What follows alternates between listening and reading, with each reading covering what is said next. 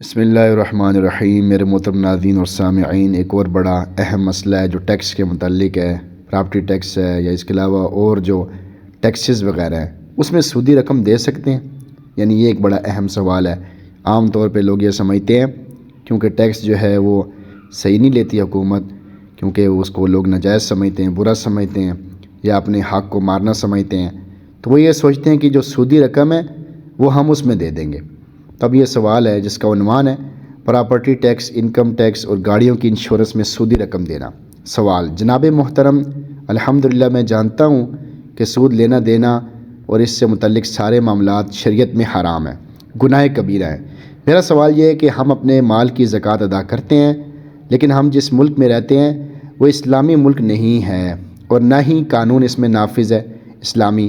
اس ملک کے اپنے قانون ہیں جس کے مطابق الگ الگ طریقے سے ٹیکس دینے پڑتے ہیں، جس کو دینا ضروری ہے، جس میں پراپرٹی ٹیکس، انکم ٹیکس، گاڑیوں کی انشورنس، اپنے جائز کام کرنے کے لیے سرکاری دفتروں میں رشوت دینا وغیرہ وغیرہ۔ کیا ہم اس میں بینکوں سے ملنے والے سود سے اس رقم کو ادا کر سکتے ہیں یا نہیں؟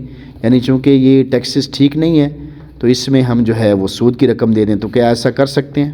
اب اس کا جواب دیا جا رہا ہے۔ بسم اللہ الرحمن الرحیم۔ سرکاری بینکوں سے حاصل ہونے والی سودی رقم سے پراپرٹی ٹیکس، انکم ٹیکس ادا کر سکتے ہیں۔ گاڑیوں کی انشورنس میں یعنی جتنی رقم کی رسید بنتی ہے اس میں بھی سود کی رقم لگا سکتے ہیں، بشرطے کہ یعنی یہ شرط ہے کہ دونوں بینک اور انشورنس کمپنی سرکاری ہوں یا دونوں ایک ہی کمپنی کی ہوں، یعنی یا تو سرکاری ہوں یا پھر ایک ہی کمپنی کی ہوں۔ ان تمام صورتوں میں سودی رقم اس کے اصل مالک کی طرف لوٹانا پایا جاتا ہے، جو کہ شرعاً مطلوب ہے۔ یعنی شریعت یہی چاہتی ہے کہ مالک کی طرف وہی سودی رقم واپس لوٹا دی جائے جو اس میں پائی جا رہی ہے، لہٰذا یہ ٹھیک ہے۔ افسران کی رشوت میں سودی رقم ادا کرنا شرعاً جائز نہیں ہے، اس سے ذمہ فارغ نہیں ہوگا کیونکہ یہاں مالک کی طرف لوٹانا نہیں پایا جاتا۔ تو یہ بہت سارے سوالات کیے گئے تھے جس کا ایک ہی جملے میں انہوں نے بڑا زبردست جواب دیا ہے۔ اس مسئلے کو خود بھی سمجھیں، دوسرے بھائیوں سے کو بھی اس کو شیئر کریں تاکہ ہمیں شریعت کا صحیح مسئلہ معلوم ہو سکے۔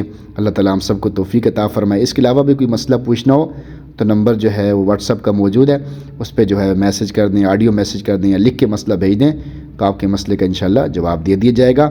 اللہ تعالیٰ ہم سب کو صحیح علم اور عمل کرنے کی توفیق عطا فرما دے، آمین۔